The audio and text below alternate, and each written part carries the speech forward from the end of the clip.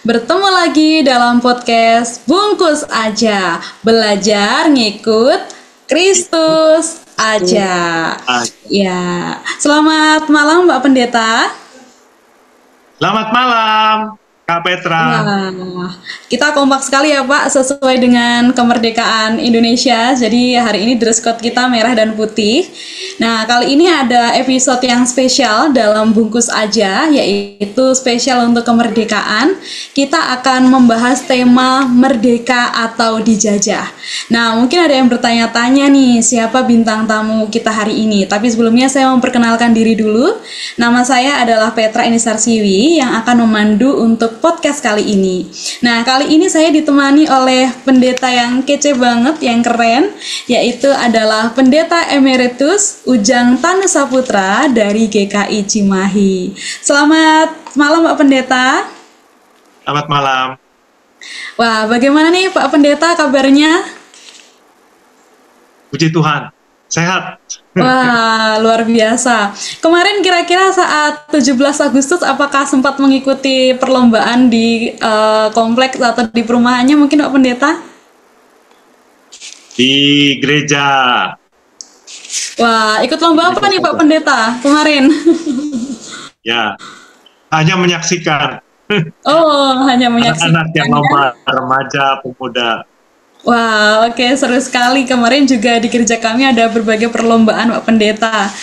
Nah, Pak Pendeta, mungkin kita akan langsung aja nih Pak Pendeta. Kali ini kita ada tema spesial, yaitu merdeka atau dijajah. Nah, pertanyaan yang pertama nih Pak Pendeta. Kira-kira menurut Pak Pendeta, apa hubungannya kemerdekaan RI dengan kita sebagai orang Kristen? Kira-kira bagaimana Pak Pendeta? Ya, sepertinya tidak ada hubungan ya, tapi sebetulnya hubungannya sangat luar biasa. Dan yang menarik, ya, kita harus tahu bahwa yang menghubungkan antara kemerdekaan negara kita dengan kemerdekaan kita sebagai orang Kristen adalah Tuhan. Itu jawabannya. Ya. Mengapa? Ya, karena kemerdekaan bangsa ini dari penjajahan itu diakui di dalam alinea ketiga Undang-Undang Dasar 45 bahwa itu berasal dari Tuhan.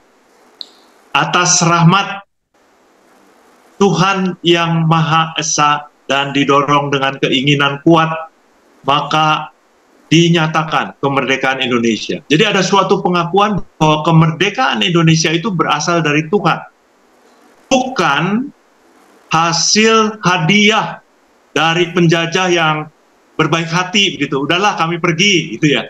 Bukan juga semata dari perjuangan para pahlawan. Memang ada, tetapi di atas semua itu diakui oleh para founding father kita bahwa itu adalah atas rahmat Tuhan yang Maha Kuasa kemerdekaan Indonesia dinyatakan.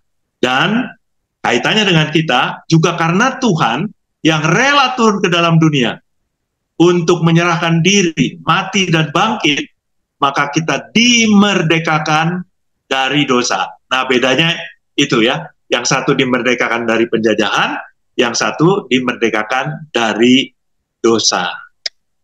Begitu, Petra. Wah, luar biasa sekali. Terima kasih Pak Ujang. Nah, ini kebetulan karena saya guru PKN di sekolah, jadi ini adalah materi SMP dan luar biasa sekali Pak Ujang masih mengingat dan meresapi itu tentang perjuangan Indonesia ya Pak Ujang ya.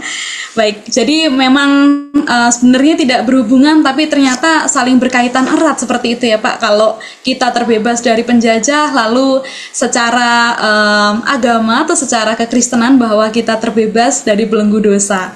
Ya, baik Pak Ujang, kemudian ini ada yang selanjutnya.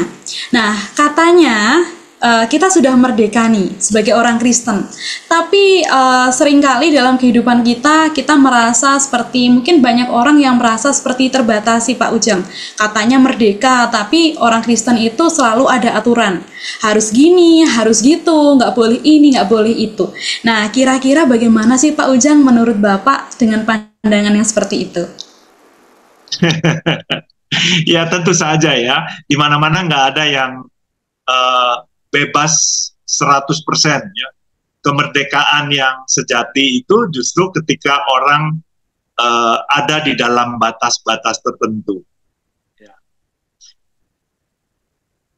Kita harus memahami bahwa kemerdekaan kita sebagai orang percaya adalah kemerdekaan dari dosa. Itu bukan sepenuhnya bebas, tapi pindah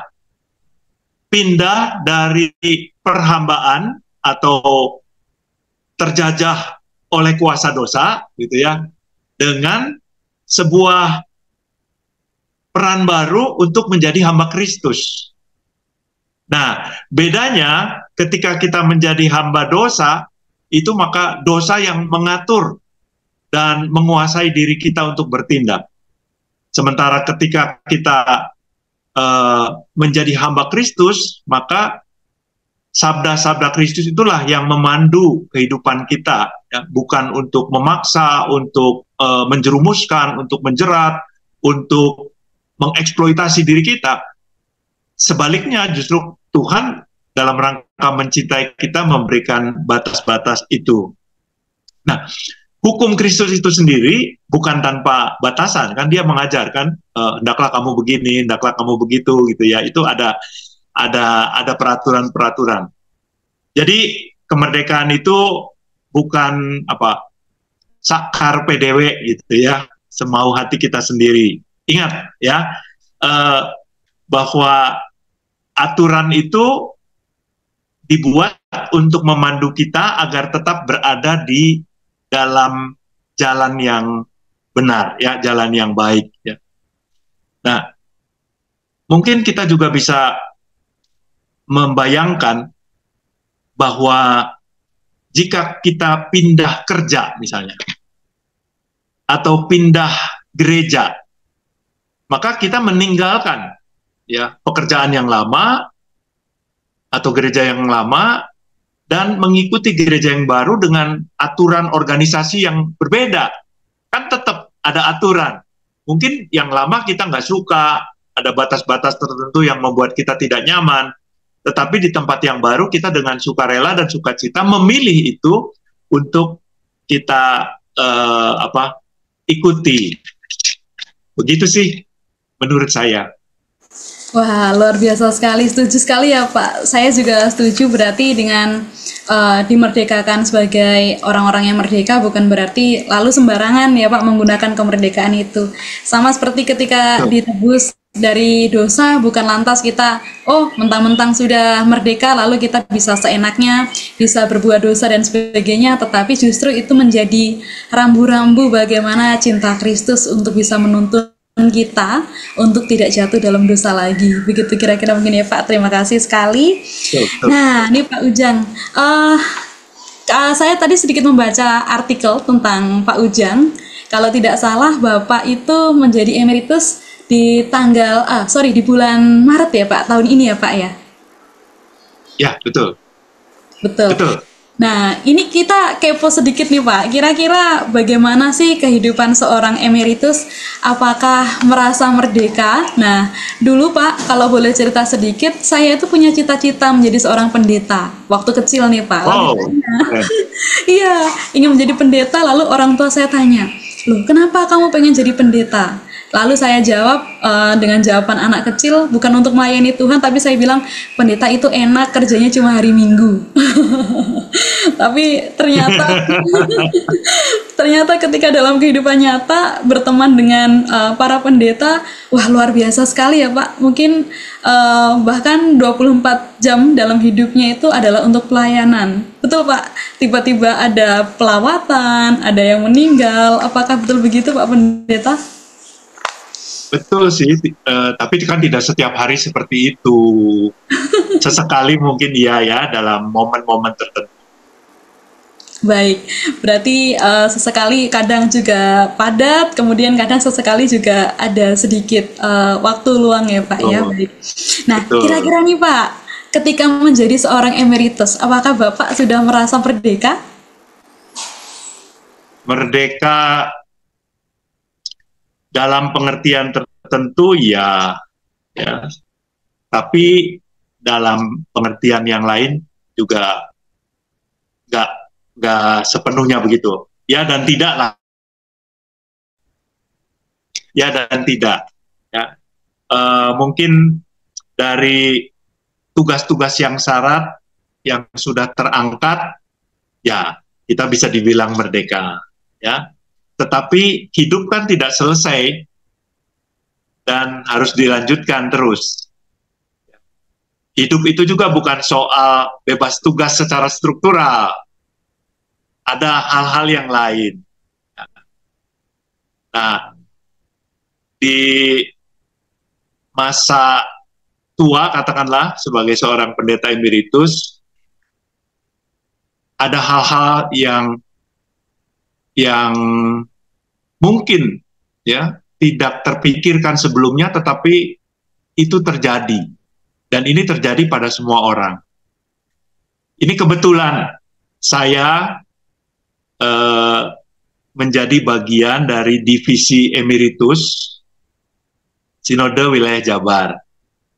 Jadi semacam paguyuban lah ya, yang untuk ngurusin atau memperhatikan ya pendeta-pendeta emeritus. Nah, dari cerita-cerita banyak teman ini kita melihat bahwa orang tua itu bukan hanya perlu makan, tapi juga perlu obat. Karena usia tua itu tubuh makin rentan. Ya. Nah, sementara itu juga badan yang lemah, perlu pengobatan, perlu biaya kehidupan dan sebagainya. Begitu. Emeritus akan menjadi manusia yang merdeka bila ia memandang dan menerima kehidupan ini secara realistis. Wah, luar Emeritus biasa. jadi orang yang merdeka ya ketika memiliki kerelaan untuk melepas yang sudah bukan lagi menjadi bagian dari kehidupan ya di masa tuanya begitu ya. Itu masa lalu, masa muda, karir dan sebagainya lewat sudah. Sekarang itu harus dilepas dan masuk kepada realitas yang baru. Nah, dengan melepas itu sebetulnya juga tidak kehilangan kehormatannya sebagai seorang pendeta, tidak kehilangan kewibawaannya. Ya. Jangan merasa bahwa sudah langsung ngedrop gitu ya, kemudian merasa tidak berdaya lagi gitu ya. Jadi kemerdekaan itu terjadi ketika dia rela menjalani peran yang baru, bukan struktural, tetapi menjadi seorang pengayom di tengah-tengah jemaat. Kehadirannya memberi rasa tenang, memberi rasa aman, nasihat-nasihatnya bisa ya membuat suasana adem gitu ya. Kesaksian dan keteladanan hidupnya juga boleh menjadi sumber inspirasi buat yang lain. Begitu sih. Wah, baik Pak. Wah, ini hari ini saya terbukakan sekali dengan kesaksian Bapak ya. Jadi ketika menjadi emeritus, secara struktural mungkin terlihat merdeka, tapi memang berarti tadi masih ada kerelaan, kemudian tugas-tugas tidak berhenti, tetap menjadi berkat untuk jemaat, tentunya sudah dengan tugas yang berbeda, kali ini menjadi pengayom, menjadi penasihat untuk jemaat-jemaat yang lain, seperti itu ya Pak ya. Nah, kemudian Pak, ini bersyukur sekali dengan sharing Bapak sebagai emeritus. Kira-kira Pak, untuk generasi muda, atau mungkin pasangan-pasangan muda, kira-kira apakah ada pesan atau tips-tips supaya bisa menggunakan kata kemerdekaan atau kebebasannya secara bertanggung jawab dan dengan cara yang baik di dalam Tuhan? Kira-kira dari Pak Pendeta, apakah ada tips untuk generasi kami mungkin? Ya, ini sekedar pernyataan ya. Kalau mau diikuti ya monggo gitu ya, mungkin ada gunanya, tetapi anak muda juga tentu punya pendapat sendiri yang sesuai dengan tren pemikiran orang muda zaman sekarang gitu ya. Nah, tapi menurut saya ada beberapa hal yang penting yang perlu dilakukan oleh orang-orang muda nih, pasangan-pasangan muda, oleh adik-adik kita atau oleh anak-anak kita. Yang pertama-tama tentu saja kita harus menikmati kemerdekaan di dalam Tuhan sebaik-baiknya. Sebagai orang Indonesia, kita dimerdekakan, bukan warga negara dari sebuah negara yang terjajah. Sebagai pribadi, kita juga bukan pribadi yang masih terbelenggu oleh dosa, tetapi sudah dibebaskan menjadi orang merdeka. Nah, kuncinya adalah menjalani secara seimbang dua hal yang kelihatannya bertentangan, gitu ya. Jadi hal-hal yang duniawi atau yang profan itu dengan hal-hal yang rohani, yang sakral, gitu. Nah, itu tuh harus dijalani dengan seimbang, ya. Tapi dalam sebuah kesatuan. Dalam hal-hal yang duniawi sebetulnya ada nilai-nilai rohani, ya. Katakanlah kerja itu ibadah sebetulnya. Ibadah itu bukan kebaktian, tetapi juga dalam kehidupan.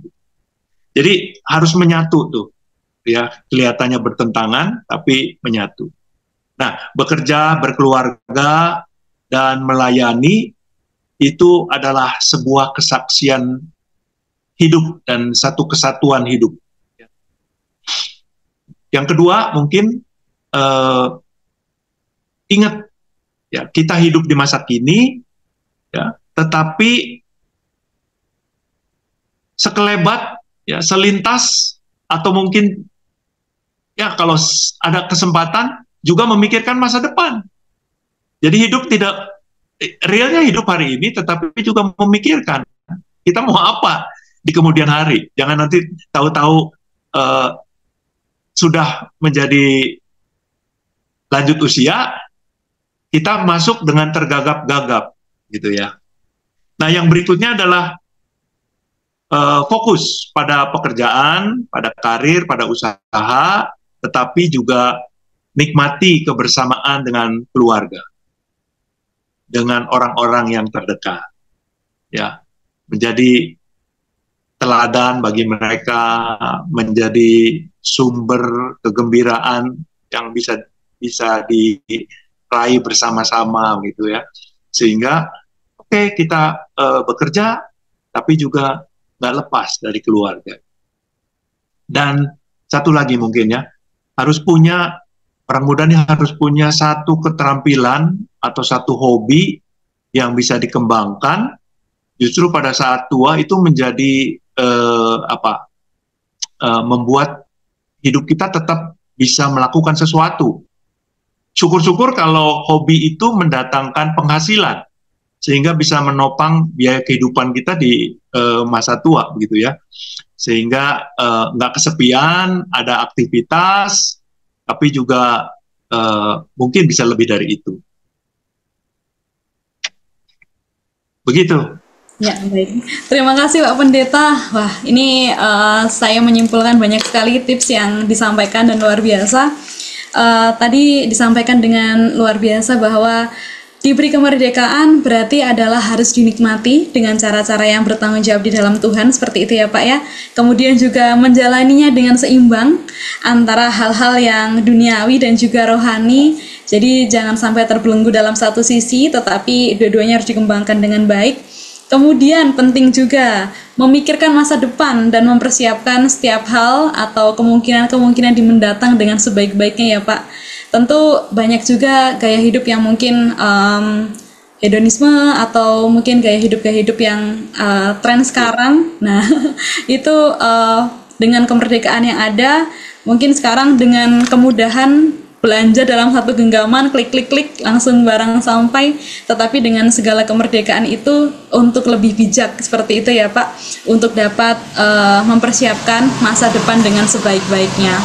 Nah kemudian tadi saya setuju sekali Pak Pendeta bahwa kita harus punya keterampilan, punya hobi yang untuk mempersiapkan masa-masa yang akan datang, mungkin masa pensiun seperti itu, agar di masa-masa kelak tetap produktif dan tetap menghasilkan.